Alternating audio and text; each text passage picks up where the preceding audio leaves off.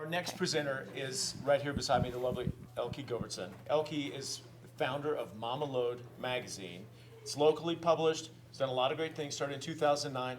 Has made some waves in the publishing world, and now has a big online presence as well. And I'm just going to turn it over to Elke. Thank you. Thank you. I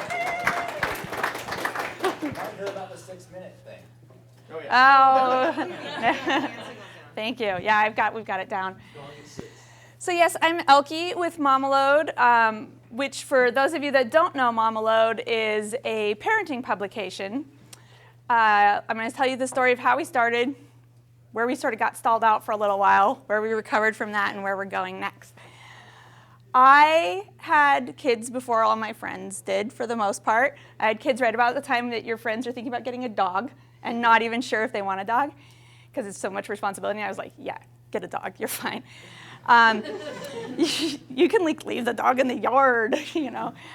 So I had this baby, and I was really overwhelmed because I had such mixed emotions. You know, I had all the things I thought I would have, which is I loved him and all of those things, but I had all these conflicting emotions of fear and anxiety and sort of buyer's remorse and how can I get a day off and things like that, which are really normal. I just didn't know that at the time. So those feelings were really building up inside of me and sort of scaring me. I met a group of women who also had kids the same age, and the first few times we got together, it was like, I'm so happy, this is great. And then we started getting to know each other better and started being like, wow, this is really hard, or I'm really tired, or my relationship is struggling and really stressed. And that group of women fundamentally changed parenthood for me. So I really wanted to make sure that those people got recognized. So there was a party. Yeah, there was a party that was the night before Mother's Day, coined Mother's Day Eve, and because I'm super nerdy, I trademarked it and bought the domains, which I do about everything. The first year, 45 people came here in Missoula. By year 3, we were at 450 people with businesses wanting to be part of it. It was moms getting together the night before Mother's Day to celebrate each other and their shared experience, and then you spend Mother's Day with your family, was sort of the idea. The idea was also that hopefully you got to sleep in on Mother's Day. But that was really sort of the impetus. The party just was so huge, and all of a sudden I was like, oh crap, this is like a job. So I should probably make it a job. And I woke up in the middle of the night, and my husband says he's gonna actually put this on my gravestone, because I say it all the time. I'm like, so, I have an idea. And it's always with the so. So, you know, and I'm like, hey honey, wake up. And I wanted to make sure that those stories that were changing parenthood for me were available to other people. So I launched a free local print magazine in 2009, which is about the shittiest business model at the shittiest time ever. And I do swear a lot. So if you're expecting like the parenting magazine to be real sweet, that's the other one. I'm pretty sweet, I just swear. And so I had this horrible business model, but Missoula took it off. They took it on. I was terrified of sales. I didn't have any money. I mustered up $400 and printed a rate card to a magazine that didn't exist, and $400 doesn't actually get you very many rate cards. And I knew I couldn't afford a prototype. So I took my rate cards and I sat in my car and I listened to Eminem and all of this pump your stuff up music, and I couldn't do it. I was terrified of sales. To me, sales was something bad middle-aged men in New York City did to trick you into something you didn't want. And it felt like conflict, and it felt like all of these horrible things that I had been telling myself about sales for years. All the middle-aged men are laughing. I had a lot of hang-up around sales. And then one night I'm putting my kids to bed, and I'm like, brush your teeth, brush your teeth, brush your teeth, get in the shower, get in the shower, get in the shower. And I was like, oh, I do sales all day long. I do sales all the time. And it just shifted me in sales, and what that meant was kind of repeating an opportunity that really is about someone else's opportunity, and making sure that what I was selling fulfilled that promise and was actually an opportunity for someone. Once I shifted that, in about 6 weeks, I sold enough ads to put out the first print issue and then the website as well. And the website actually came after the first print issue, which is funny to think of now. Missoula went bonkers, and I kept going to fill. This is when I did all of it. I would drive around and fill the racks, and then the next day I'd come back and they were empty. And I was like, what is going on? People were taking stacks of them and mailing them to sisters and roommates and friends. We also started distributing at the airport. So within about a year of that, we had people calling us to subscribe that lived other places, because it's like us or Sky Mall coming out of Missoula. And so it was like, why not? People were compelled by the stories. All of our content is user-generated, so the further our audience, our readership got, that meant our writership also expanded. So all of a sudden we had writers from all over. We had audience all over. We built a subscription model so that people could buy our free local magazine that were outside of Missoula. Within a year of launching that, we had paid subscribers to this Missoula magazine in all 50 states and 10 other countries. We've never marketed. That was all us or Sky Mall. I've always wanted to track a Mamalode through some weird airport, and it gets picked up by someone else and goes somewhere else. The website continued to also grow. We do at least 3 new pieces of content 7 days a week. So it has its own content separate from the print magazine. We continue to do print. Regionally, we also do print-on-demand versions of it for people who don't want the advertising. We have done a series of events. Mother's Day Eve, thank God we trademarked it. It's now happened in over 100 communities around North America through our licensing program of some of our events. We made this big declaration a couple years ago. Well, I made it. My business partner was like, oh, because I made it in public, that we were gonna, she's like super amazing and practical, and I was like, you know what? We are gonna find a business model that's as meaningful as our product. And at that point, everything like ground to a halt, because it's like media, right? And everything you sell and advertising and all that, and I was just like, shit, we're never gonna sell anything again. But I was just determined to hold to that we would find a way to monetize and to scale and to grow, in particularly nationally, that was meaningful to our readers. It was meaningful to the advertisers actually trying to reach the readers, and it was also meaningful for us to make sure that those connections were happening between those two parties. I have 7 seconds left. We're doing perfect. So we held the line on that. Long period of time of not really selling anything and trying to figure out if we were national or local. This year we've really sort of honed in on what we're doing, both nationally and locally. We continue to have a robust regional program. We have 3 print issues committed this year, 9 events, a couple custom events outside of that, and then the website and mobile.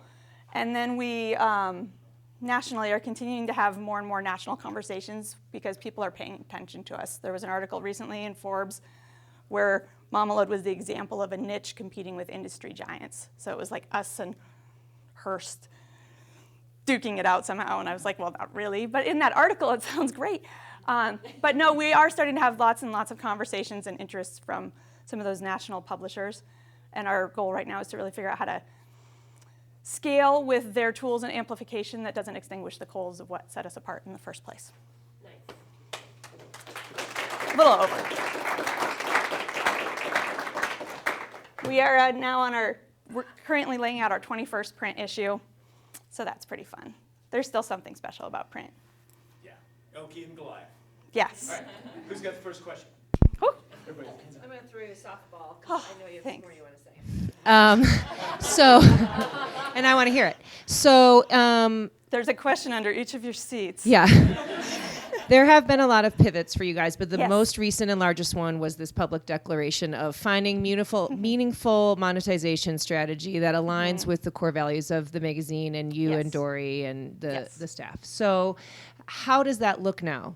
Is it focusing more on the events and those can then underwrite, for instance, print and web? Is it a trifecta? Can you just talk a little bit more about how that's playing out and what looks like it may work? It's a superfecta. No, it's really across the board with everything. In our industry, and you guys are all savvy consumers, and pretty much most consumers of content anymore are really savvy because we're just constantly taking it in. Where a lot of the money is, especially in the mom space, moms control 85% of household spending. So like everyone's trying to get the moms. 91% of moms, though, think advertisers don't understand them. So there's this huge gap there. So for us, finding that meaningful connection is really important, business and values. a lot of it is like sponsored content. You know, you're reading stuff and you see a sponsored content, and a savvy consumer kind of is like, ugh. You know, we don't sell any editorial at all, and we've walked away from enormous amounts of money, like painful amounts of money, because I made that declaration that we wouldn't write a post talking about, the latest one was GasX, that we wouldn't write a post about why we use GasX or why we like GasX and GasX.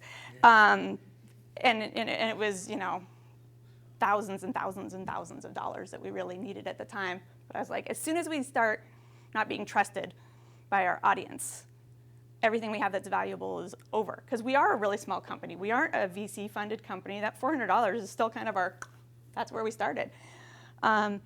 We don't compete with the industry giants in terms of those things. So we have to keep what's really important, which is that trust.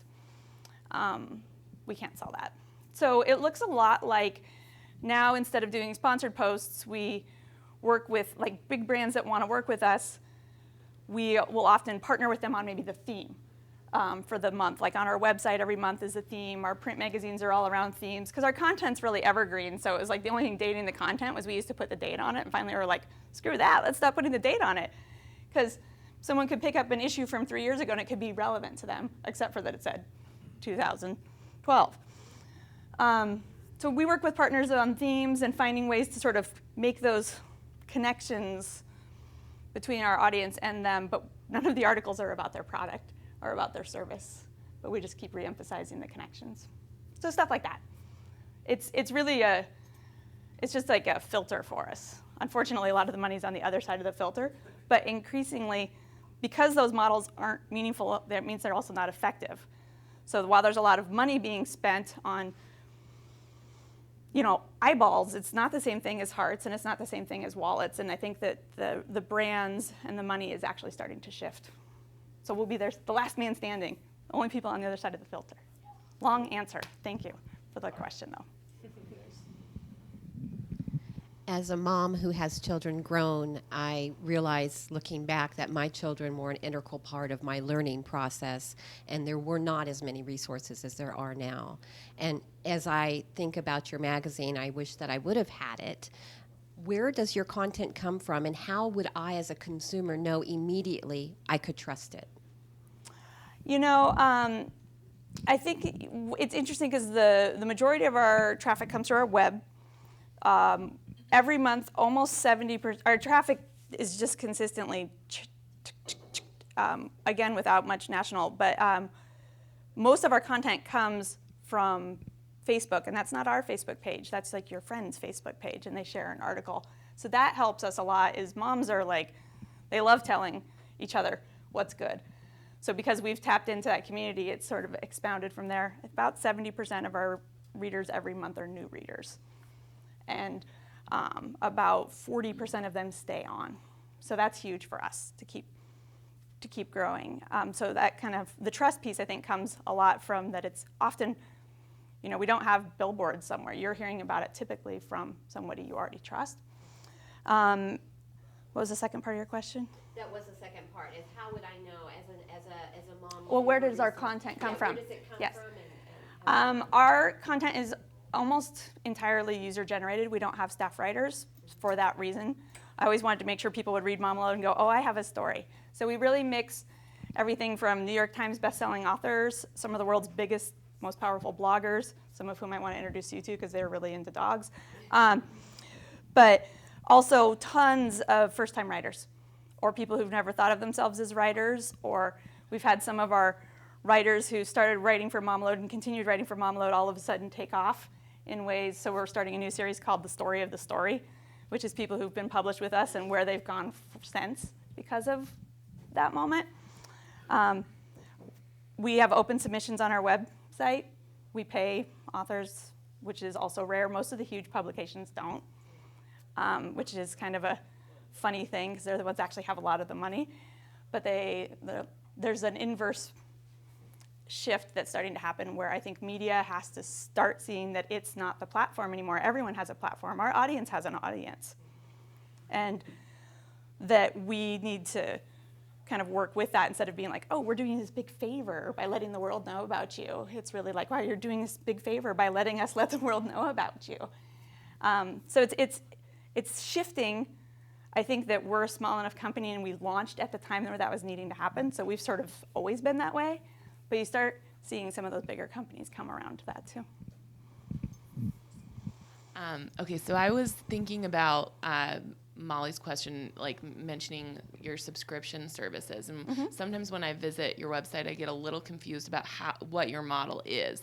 And I was curious, like maybe you could talk about that a little bit. And then also, have you guys considered like making an app and doing a subscription service through that? Like I don't know. I've been seeing that a lot lately. Yeah, your confusion was because we were confused for a long time. We really did take this big, long pause of continuing to produce stuff without really having a model around it, because we knew the model we didn't want, but we didn't quite know yet the model we did. And I think we're still stepping into some of that. But as far as like the monetization of our readers has always been a tricky one. People don't like to pay for content. And so it keeps kind of going back down to similar like what we're doing with advertisers of like, how do we build value and build relationship that is in people's comfort zone of payment? And so, yeah, we're looking at some of those apps because people are very used to paying to download something, but they're not used to paying to read something. And, you know, so there's sort of this weird space happening right now where journalism and media and everything is starting to kind of like run off this cliff of trust because things aren't vetted in the way that they used to be because they're not supported in the way they used to be. And so everyone's still sort of struggling around that. For us, our audience has really supported us mostly through growth, and then we've business modeled around other things. I think that is kind of shifting. I don't know if that will be an app or digital downloads of the print product. We still have enough people that buy the print magazine, which is really fascinating to me. So figuring out ways to scale that, whether that's print on demand services, what sort of fulfillment that looks like. So the reason you've gone there and you've been like, where are they making money, is because for a while we weren't. You were right on. We even actually for a while paused our subscription because we weren't sure if we were going to keep doing print. And we didn't want to sell something we didn't know if we were going to do. So we're just sort of reinvigorating that as we've been like, yeah, this is a fundamental part of actually if I went to, I go to tons of conferences, and if I went to conferences like, I have a website for moms, even I would be like, oh, cool. You know, but having a full-formed media company with print, the fact that we still do print is sort of cool and retro and boutique. Anyway, but having the fact that our content model, I call it our best friend model, where for me, like my best friend and I, it'd be awesome if we got to take a week-long road trip, but our conversations also have to translate into our texts or into our tweets. And our brand and our conversation can translate across any platform. And that's really been the case with Mamalode too. It's like if we could only fit on a print magazine, or if we could only fit on a website, or if you read a tweet and it didn't seem like Mamalode, then we're sort of struggling. But if we can keep everything we do less about the platforms and more about the conversation, you know, our audience is all over. You know, you guys are all over. You're not consuming content in one way. So. Hi, Elke. Hi. So outside of the magazine, I know there's this other life of just being a business owner, and you've become a mentor, and you've dabbled in getting investors and building all of this. So I'm just curious, what are the current nuggets of advice you find yourself repeating over and over again to people who want to build a micro enterprise like you have done? No, that's a good question. It's funny, when I started Mamalode, I thought, oh, as soon as I can, I'm going to hire someone to run the business so I can write and do photographs and the design, and that was the part I was really interested in. I wasn't interested at all in the business part, and increasingly I find that's actually was always the part I was meant to do. I didn't even know I was an entrepreneur. An entrepreneur is really just like an excitable person with a disparate skill set that needs to find something that they can do that pulls all of the pieces of their skill set together. And that's kind of what I did, is like, yeah, I do like all the creative and the writing and the photography, but I love than networking. I don't love public speaking, but I've gotten better. But I do love, I didn't realize how creative being an entrepreneur was. Every day you get up and you have to think outside the box and you have to challenge. Even if your thing is working, you have to keep iterating and changing and shifting, if for no other reason to keep yourself interested, but definitely to keep it relevant to your consumer. As far as like the things I keep telling people, gosh, you know, it's definitely, I think one of the best things that I have done, and I do encourage people to do, is try and figure out like whether it's an exit for your company, but like what's sort of like the finish and how do you like work backwards from there? And I think that bringing your personal life into that internal or external conversation is really important, because it's really easy to work your ass off to create the life you didn't want. You're like, oh, I'm so successful. This sucks, you know? I never see my family, or I never do the things I want to do, or, you know, and so that sort of like, what am I, Elke, trying to do, which I think is very different than Mamalode. I think Mamalode's trajectory far supersedes my trajectory with it, because I don't want to go all the places I think it's going to go. I don't want to necessarily be in a high-rise in New York City with a giant publishing company, but I think Mamalode probably will be. So figuring out my own jumping off point and how do I get it lined up, that's a really big one. They're like, what do you want? Work backwards from there. Make sure you keep redirecting to what you want, because there's opportunities all over the place, and there's also shut doors all over the place, and it starts feeling like you're willy-nillying, chasing the open doors, and all of a sudden you realize you're like in the wrong freaking building, you know?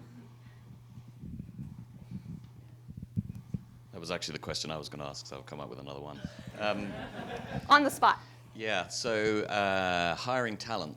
I mean, every time I go into the Mamalode office, there's kind of 3 or 4 interns and someone new on the team.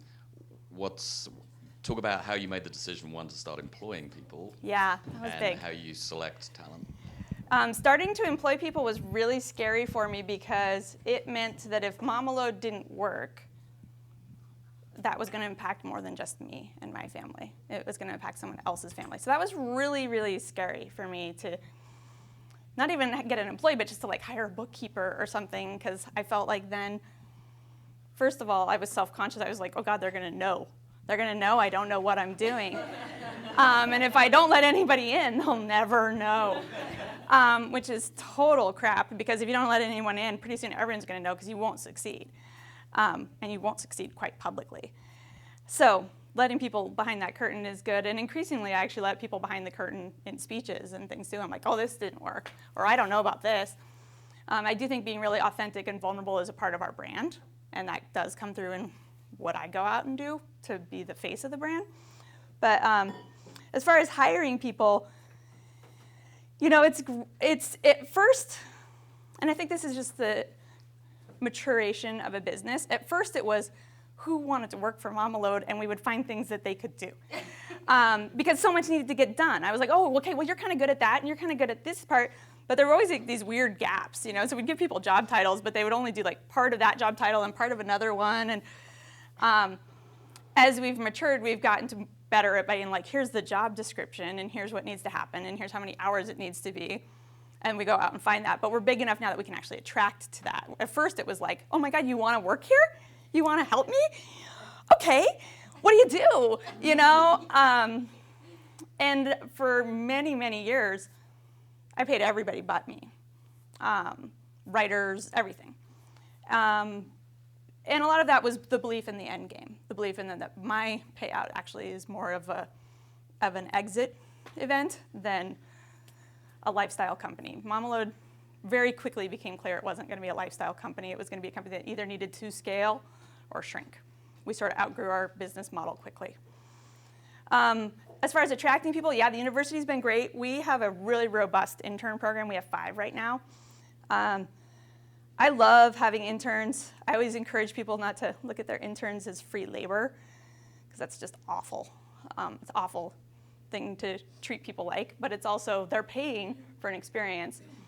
So you better make sure you give them an experience. But I think we do a really good job of stopping what we're doing long enough to get them onboarded and give them ownership. And a lot of our interns, we do start them out as unpaid interns because we learned quickly that some of them bring more to the table than others. If they're adding value, we quickly move them into paid positions. Other ones are not necessarily detracting, but a lot of times they're just really in a learning kind of thing and they need something different. For us, interns have been great for video, for things like that. They bring so much stuff that we don't expect. So they still sort of work in that, what do you do? How do we fit that in model? Our employees. And I also did go full in with a business partner 4 years into the business. And that was huge. It was when we started really seeing that this was going to go national. And that was really terrifying, not for the give up of control part, but it was terrifying because it was somebody else's ass that far on the line too. And that meant that was a level of commitment for me of okay, that means I'm not going to quit. Whereas for me, I could probably have been, there's been plenty of times where my personal life has stuff going on and I'm like, I can't do this too, but I got to keep doing it because now I got this business partner. And that's good. It's good to keep it going. It's good to make sure that the business stays enough separate from me that I don't sink it too with my own personal distractions and things. Did I answer your question? Not really. How do I get them? I don't know. Answer. They just keep showing up. So you mentioned Good people keep coming, and I think they see what we're doing, and I think they see that it's really different, and I think people want to do something really different. Good. We have you talked about you've got the website and the print, so you're modern and retro. Have you considered doing a podcast and then pressing vinyl and shipping that out too? You'd really keep that. We have time for one more question. So actually, we'll ask you a question. Okay.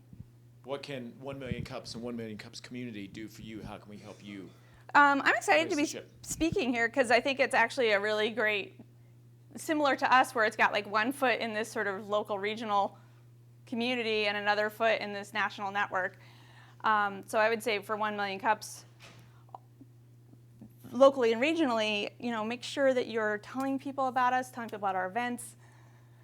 Our entire growth, we don't have an advertising budget. We've never advertised. This has all been people who care about Mamalode wanting the people they care about to also get Mamalode. So really asking people to commit to that. The currency in the world we live in is shares. It's not likes. It's being passers. So that's really big for us. And then as far as 1 Million Cups nationally, just starting to continue to plug into that larger national network. The network around Mamalode has always been much bigger than its business model. And I think we're just now starting to step into some of those people who've supported us along the way. We actually have real asks for them. So continuing to grow that network is really big for us. Cool. Okay. Well, Elke, take your 1 Million Cups swag. You get to pick.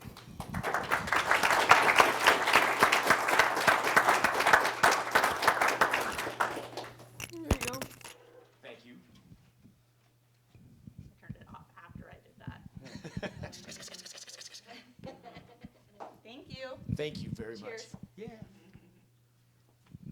All right, good. Thank you all. Now's a good time to continue to have some coffee and spend time getting to know each other. Let's connect some dots within our community here. We've got a pretty good group. Thanks for coming back to our reboot, and I hope we see you here next week. And remember, our currency is shares, so share 1 Million Cups with your friends and people and bring them along for next week. Thank you.